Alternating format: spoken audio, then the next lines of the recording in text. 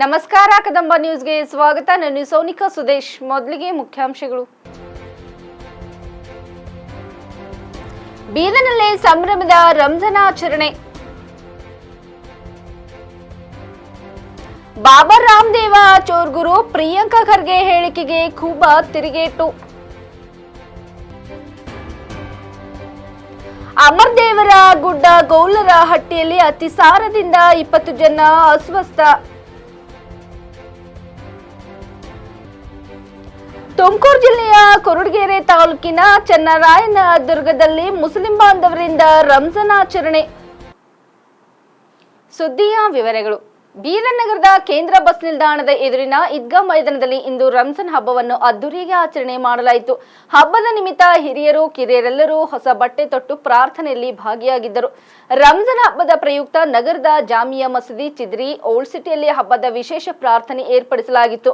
ಅರಣ್ಯ ಖಾತೆ ಸಚಿವ ಈಶ್ವರ್ ಖಂಡ್ರೆ ಮತ್ತು ಸಚಿವ ರಹೀಂ ಖಾನ್ ಪರಸ್ಪರ ಅಪ್ಪಿಕೊಂಡು ಶುಭಾಶಯ ಕೋರಿದರು.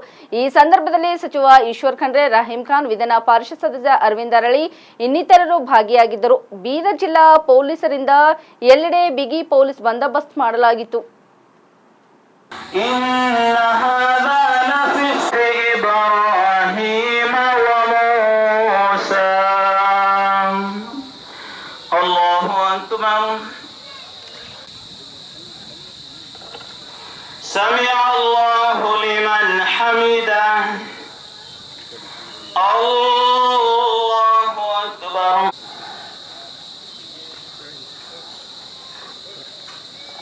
Allahu Akbar, Allahu Akbar, Allahu khashi'an, 'amilatun nasibah, tasla naran hamiyatan tusqa min 'aynin wa namariqu mashkufatun.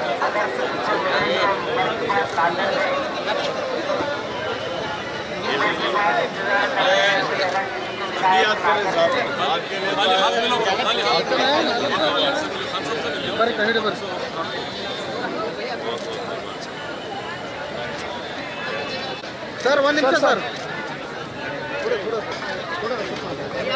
Sir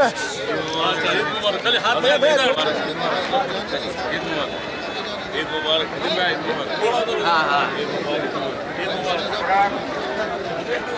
सब थोड़ा कर Allahu Akbar walillahi alhamd. Sallallahu ta'ala alayhi wa ala alihi wa ashab. Allahu Akbar, Allahu Akbar. La ilaha illa Allah Allahu Akbar walillahi alhamd. أما بعد فهي الصلاة من تمر أو شيئا حلوا وسعوا إلى صلاة العيد وكبروا في الطريق سرا واستمعوا بعد. ಕೇಂದ್ರ ಸಚಿವ ಭಗವಂತ್ ಖೂಬಾ ಬೀದರ್ನಲ್ಲಿ ಪ್ರಿಯಾಂಕಾ ಖರ್ಗೆ ವಿರುದ್ಧ ವಾಗ್ದಾಳಿ ನಡೆಸಿದರು. ಸಾಧು ಸಂತರನ್ನ ಟಾರ್ಗೆಟ್ ಮಾಡೋದೇ ಕೈ ನಾಯಕರ ಸಂಸ್ಕೃತಿಯಾಗಿದೆ. ಕಾಂಗ್ರೆಸ್ನವರ ನಾಲಿಗೆಯಿಂದ ಇಂತಹ ಕೆಟ್ಟ ಪದಗಳೇ ಬರುತ್ತವೆ. ರಾಷ್ಟ್ರೀಯ ಸಂತ ಕವಿಧಾರಿಗಳ ಬಗ್ಗೆ ಈ ರೀತಿ ಮಾತನಾಡುವುದು ಖಂಡನಾರ್ಹ. ಎಲ್ಲಾ ಚುನಾವಣೆಗಳಲ್ಲಿಯೂ ಕಾವಿಧಾರಿಗಳ ವಿರುದ್ಧವಾಗಿ ಕಾಂಗ್ರೆಸ್ನವರು ಮಾತಾಡ್ತಿದ್ದಾರೆ. ಅಲ್ಪಸಂಖ್ಯಾತರ ಮತಗಳನ್ನ ಸೆಳೆಯೋಕೆ ಈ ರೀತಿ ತಂತ್ರಗಳನ್ನ ಮಾಡ್ತಾ ಇದ್ದಾರೆ ಎಂದು ಕೈ ನಾಯಕರ ವಿರುದ್ಧ ಕೇಂದ್ರ ಸಚಿವ ಭಗವಂತ್ ಖೂಬಾ ಕಿಡಿಕಾರಿದರು. ಇಂತಹ ಮಾತುಗಳಿಂದ ವಲ್ಕೆ ರಾಜಕಾರಣ ಎದ್ದು ಕಾಣುತ್ತದೆ ಎಂದರು. ಮೊನ್ನೆ ಕಾಳಗಿಯಲ್ಲಿ ಕಾರ್ಯಕರ್ತರ ಸಭೆಯಲ್ಲಿ ಕಲಬುರಗಿ ಉಸ್ತುವಾರಿ ಸಚಿವರಾದಂಥ ಪ್ರಿಯಾಂಕಾ ಖರ್ಗೆ ಅವರು ರಾಮದೇವ್ ಬಾಬಾ ಅವರ ಮೇಲೆ ಗಂಭೀರವಾದಂಥ ಆರೋಪಗಳನ್ನು ಮಾಡಿದ್ದಾರೆ. ಹೀಗಾಗಿ ಇದನ್ನು ನಾನು ಖಂಡಿಸ್ತೇನೆ. ಪ್ರಿಯಾಂಕಾ ಖರ್ಗೆ ಅವರೇ, ಇವತ್ತು ಅವರು ರಾಷ್ಟ್ರ ಸಂತ, ಕೋಟಿ ಗಟ್ಟಲೆ ಜನರಿಗೆ ಆರೋಗ್ಯದ ತಿಳಿವನ್ನು ಹೇಳಿ ಇವತ್ತು ಇಡೀ ವಿಶ್ವದಲ್ಲಿ ಪ್ರಸಿದ್ಧಿಯಾದಂಥವ್ರು. ಅಂತಹ ಒಬ್ಬರು ಸಾಧು ಸಂತರ ವಿರುದ್ಧ ನೀವು ಮಾತನಾಡುವುದು ಎಷ್ಟು ಸರಿ? ಮತ್ತು ನಿಮ್ಮ ಕಾಂಗ್ರೆಸ್ಸಿನ ಸಂಸ್ಕೃತಿಯೇ ಸಾಧು ಸಂತರಿಗೆ ಟಾರ್ಗೆಟ್ ಮಾಡುವುದು. ಇದನ್ನು ಜನ ನಿಮಗೆ ಮುಂಬರುವಂಥ 7ನೇ ಮೇರಂದು ಈ ಕ್ಷೇತ್ರದಲ್ಲಿ ನಿಮಗೆ ಜನ ಮತದಾನವನ್ನು ಮಾಡಿ ಪಾಠವನ್ನು ಕಲಿಸ್ತಾನೆ ಅಂತ ನಾನು ಹೇಳ್ತೀನಿ. ಖಂಡಿತವಾಗಿಯೂ ಕಾವಿಧಾರಿಗಳ ಶಿಷ್ಯ ಇದ್ದೀನಿ, ಅದರಲ್ಲಿ ವಿಶೇಷವಾಗಿ ರಾಮದೇವ್ ಬಾಬಾರ ಶಿಷ್ಯ ಇದ್ದೀನಿ. ರಾಷ್ಟ್ರಕ್ಕಾಗಿ ಸಮರ್ಪಣೆಯನ್ನು ಮಾಡಿಕೊಂಡು ಸೇವೆಯನ್ನು ಮಾಡ್ತಾ ಇದ್ದಾರೆ. ಹೀಗಾಗಿ ಅವರ ಶಿಷ್ಯ ಅಂತ ಹೇಳ್ಕೋದ್ರಲ್ಲಿ ನನಗೆ ಹೆಮ್ಮೆ ಇದೆ, ಗೌರವ ಇದೆ. ಕಾಂಗ್ರೆಸ್ಸಿನ ಸಂಸ್ಕೃತಿನೇ ಕೆಟ್ಟ ಸಂಸ್ಕೃತಿ. ಅವರ ನಾಲಿಗೆಯಿಂದ ಬರುವುದೇ ಕೆಟ್ಟ ಮಾತುಗಳು. ಆ ಕಾಂಗ್ರೆಸ್ಸಿಗೆ ಇಡೀ ಸ್ವತಂತ್ರ ಭಾರತದ ನಂತರ ಇರುವಂಥ ಎಲ್ಲ ಚುನಾವಣೆಗಳಲ್ಲಿ ಕಾವಿಧಾರಿಗಳಿಗೆ ಟಾರ್ಗೆಟ್ ಮಾಡುವುದೇ ಮತ್ತು ಅಲ್ಪಸಂಖ್ಯಾತರ ಮತಗಳನ್ನು ಸೆಳೀಲಿಕ್ಕೆ ಇದು ಒಂದು ತಂತ್ರಗಾರಿಕೆಯನ್ನು ಯೂಸ್ ಮಾಡ್ತಾರೆ. ಹೀಗಾಗಿ ಆ ಕಾಂಗ್ರೆಸ್ಸನ್ನು ಓಲೈಕೆ ರಾಜಕಾರಣದ ಈ ಮಾತುಗಳಿಂದ ಎತ್ತು. ವಿಜಯನಗರ ಜಿಲ್ಲೆ ಕೌಡ್ಲಗಿ ಪಟ್ಟಣ ಪಂಚಾಯಿತಿ ವ್ಯಾಪ್ತಿಯ ಅಮರದೇವರ ಗುಡ್ಡ ಗೌಲರ್ಹಟ್ಟಿಯಲ್ಲಿ ನಿನ್ನೆ ಅತಿಯಾದ ಬೇದಿಯಿಂದಾಗಿ ಸುಮಾರು 20ಕ್ಕೂ ಹೆಚ್ಚು ಗ್ರಾಮಸ್ಥರು ತೀವ್ರ ಅಸ್ವಸ್ಥಗೊಂಡಿರುವ ಘಟನೆ ಜರುಗಿದೆ. ತಕ್ಷಣ ಅವರನ್ನು ಕೌಡ್ಲಗಿ ಸಾರ್ವಜನಿಕ ಆಸ್ಪತ್ರೆಗೆ ಚಿಕಿತ್ಸೆಗೆ ದಾಖಲಿಸಲಾಗಿದ್ದು, ವೈದ್ಯರ ಹಾಗೂ ಸಿಬ್ಬಂದಿಯವರ ಸಮಯ ಪ್ರಜ್ಞೆ ಮತ್ತು ಕರ್ತವ್ಯ ನಿಷ್ಠ ತೋರಿ ಚಿಕಿತ್ಸೆ ನೀಡಿರುವ ಪರಿಣಾಮ ಅತಿಸಾರದಿಂದಾಗಿ ಅಸ್ವಸ್ಥಗೊಂಡಿರುವ ಕೆಲ ತಾಸುಗಳ ನಂತರ ಚೇತರಿಸಿಕೊಂಡಿದ್ದಾರೆ. ಮಾಹಿತಿ ತಿಳಿದಾಕ್ಷಣ ಶಾಸಕರಾದ ಡಾಕ್ಟರ್ NT ಶ್ರೀನಿವಾಸ್ ಅವರು ರಾತ್ರಿ ಗ್ರಾಮಕ್ಕೆ ಭೇಟಿ ನೀಡಿ ಗ್ರಾಮಸ್ಥರ ಆರೋಗ್ಯ ವಿಚಾರಿಸಿದ್ದಾರೆ. ಅವರಿಗೆ ವೈಯಕ್ತಿಕ ಸ್ವಚ್ಛತೆ ಹಾಗೂ ಪರಿಸರ ಸ್ವಚ್ಛತೆ ಬಗ್ಗೆ ತಿಳಿ ಹೇಳಿದ್ದಾರೆ. ಘಟನೆಯ ಕುರಿತು ಸಂಪೂರ್ಣ ಮಾಹಿತಿ ಪಡೆದು ಮೌಢ್ಯತೆ ಕಂದಚಾರಗಳನ್ನ ತೊರೆಯಬೇಕಿದೆ ಎಂದು ಸೂಚಿಸಿದ್ದಾರೆ. ಗ್ರಾಮದ ಪ್ರಮುಖರನ್ನ ಸಂಪರ್ಕಿಸಿ ಅವರ ಯೋಗಕ್ಷೇಮ ವಿಚಾರಿಸಿದ ಶಾಸಕರು ವೈಯಕ್ತಿಕ ಸ್ವಚ್ಛತೆ ಹಾಗೂ ವಾತಾವರಣದಲ್ಲಿ ಸ್ವಚ್ಛತೆ ಕಾಪಾಡಿಕೊಳ್ಳಲು ಸೂಚಿಸಿದ್ದಾರೆಂದು ತಿಳಿದು ಬಂದಿದೆ. ಶಾಸಕರು ಕೂಡಲೇ ಗ್ರಾಮಸ್ಥರಿಗಾಗಿ ಶುದ್ಧ ಕುಡಿಯುವ ನೀರು ಹಾಗೂ ಗಂಜಿ ವ್ಯವಸ್ಥೆಯನ್ನು ಮಾಡಿದ್ದಾರೆಂದು ತಿಳಿದು ಬಂದಿದೆ. ನಂತರ ಅವರು ಪಟ್ಟಣದ ಸಾರ್ವಜನಿಕ ಆಸ್ಪತ್ರೆಗೆ ತೆರಳಿ ಚಿಕಿತ್ಸೆಗೆ ದಾಖಲಾದ ಎಲ್ಲರ ಆರೋಗ್ಯ ಸ್ಥಿತಿಗತಿ ವಿಚಾರಿಸಿದರು.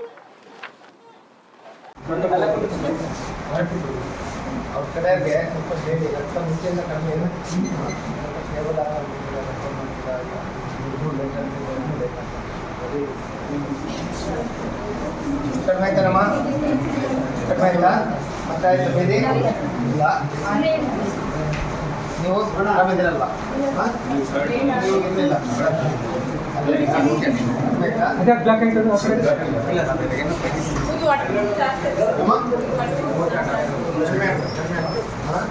ದಯಮಾಡಿ ಇವೆಲ್ಲ ಈ ಪಾನಕ ರಸಗಳು ಇವೆಲ್ಲ ಕುಡಿಯೋದು ಇದು ಬೇಕಾಗಿ ಹಾಸ್ಪಿಟ್ಲಿಗೆ ಬಂದಿರೋದು ಇಷ್ಟನಾ? ಏನು ಮಾಡ್ತೀರಿ? ಎಲ್ಲ ಕೊಳಕು ಮಾಡ್ತೀರಿ ಎಲ್ಲ ಆಯ್ತಾ? ಎಷ್ಟು ಹೇಳಿದ್ರು ಕೇಳೋದಿಲ್ಲ. ಬಿಡಿ ಎಲ್ಲ ಯಜಮಾನಗಳೇ ದೊಡ್ಡ ಮನುಷ್ಯರು.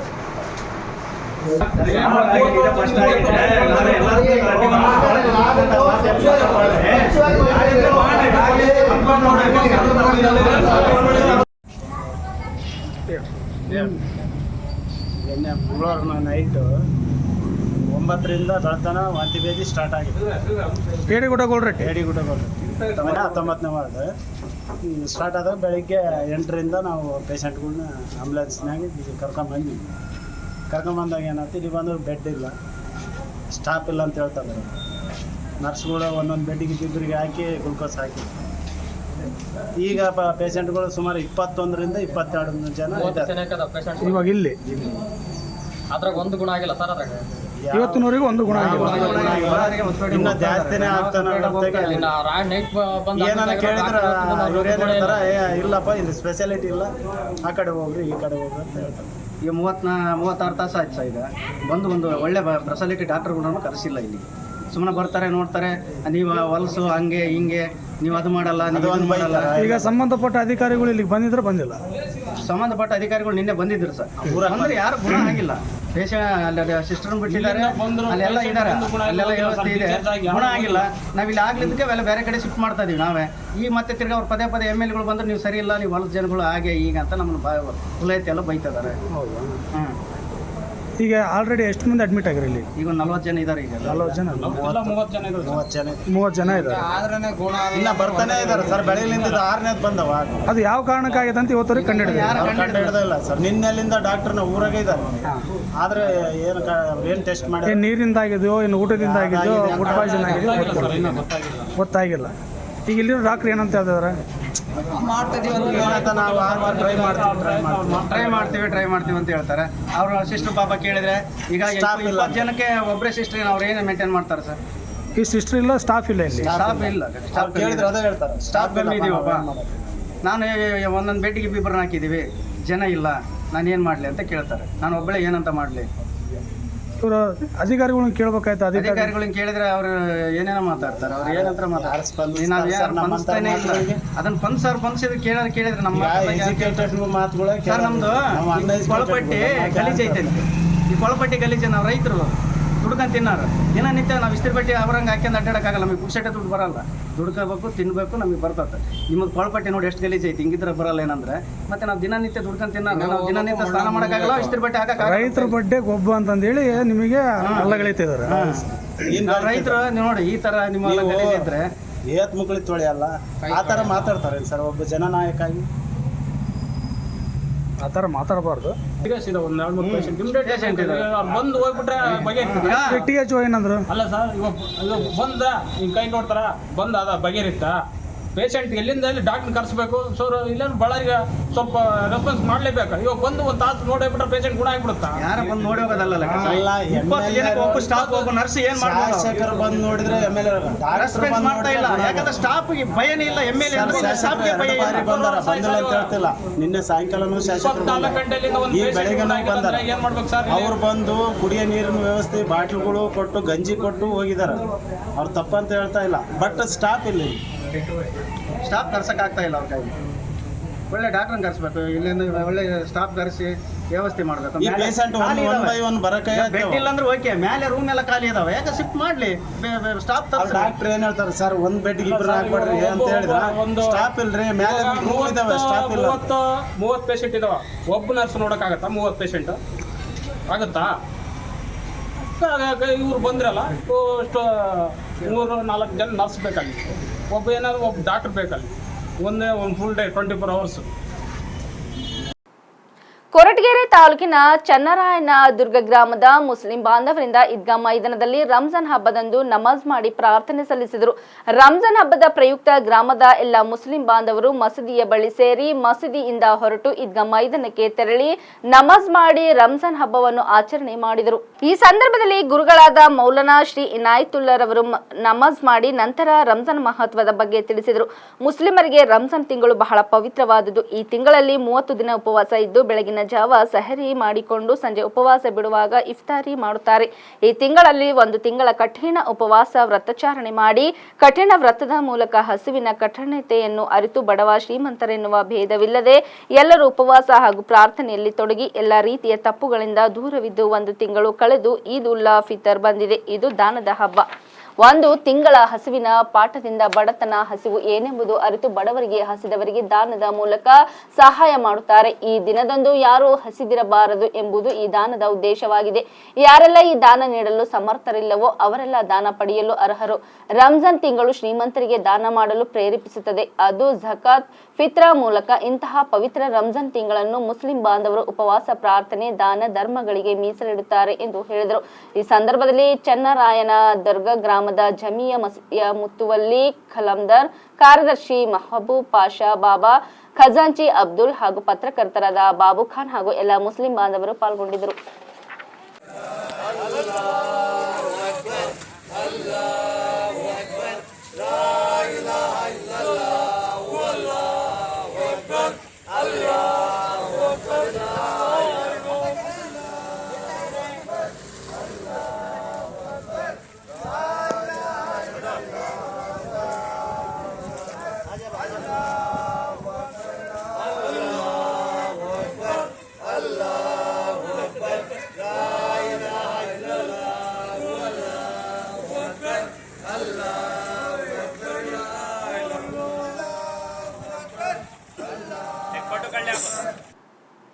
ಬೀದರ್ ನಗರದಲ್ಲಿರುವ ಎಲೆಕ್ಟ್ರಾನಿಕ್ ಅಂಗಡಿಗೆ ಆಕಸ್ಮಿಕವಾಗಿ ಬೆಂಕಿ ಬಿದ್ದು ಅಂಗಡಿಯು ಸಂಪೂರ್ಣವಾಗಿ ಸುಟ್ಟು ಹೋಗಿದ್ದ ಘಟನೆ ನಡೆದಿತ್ತು.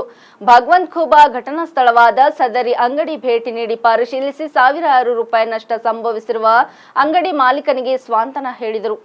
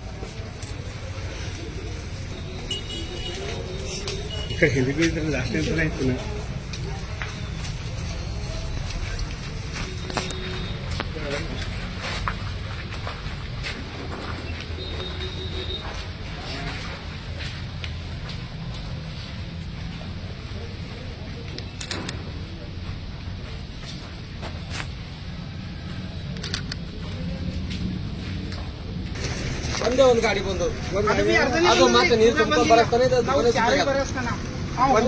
ಒಂದ್ ಗಾಡಿ ಬರಸ್ತಾನೆ ದುಕಾನ್ ಸುಟ್ಟಾಗಿದೆ. ಇದು ದುಕಾನ್ದಾಗ ಇದ್ದಿಲ್ಲ, ಬೆಂಕಿನೇ ಇದ್ದಿಲ್ಲ ದುಕಾನ್ದಾಗ. ಅಲ್ಲಿ ಹಿಂದೆ ಈ ಪೂರ ಈ ಹಿಂದಿತ್ತು ಅವ್ರು ಒಂದೇ ಗಾಡಿ ಇತ್ತು, ಎಲ್ಲ ಪೇಪರ್ ಮೇಲೆ ಸುತ್ತದ ಅಲ್ಲ ಗಾಡಿ ಅವ ಹಿಂದೆ ಸರಿ ಅವ್ರ ಸಂಜೆ ಮಾಡಲು ಶಾಂಬಾ ಸಲ ಫೋನ್ ಮಾಡ್ತಾರೆ, 4 ಟ್ರಿಪ್ ಹೋಯ್ತು ಬರ್ತು ಅರ್ಧ ಗಂಟೆಗೆ ಒಂದು ಪಲಕ ದಂಧದ ಇದು 100 ಸಲ ಕರೆಂಟ್ ಹೋಯ್ತು ಬರ್ತು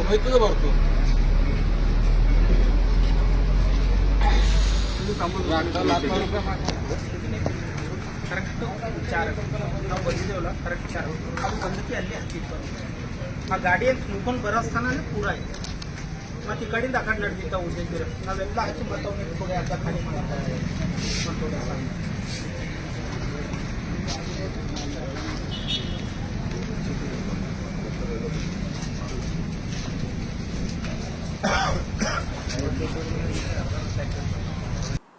ಇಲ್ಲಿವರೆಗೆ ಸುದ್ದಿ ಕೊಟ್ಟಿದ್ದು ನಾನು ಸೋನಿಕಾ ಸುದೇಶ್. ಮುಂದಿನ ಸುದ್ದಿಯೊಂದಿಗೆ ಮತ್ತೆ ಭೇಟಿಯಾಗೋಣ. ವಂದನೆಗಳು.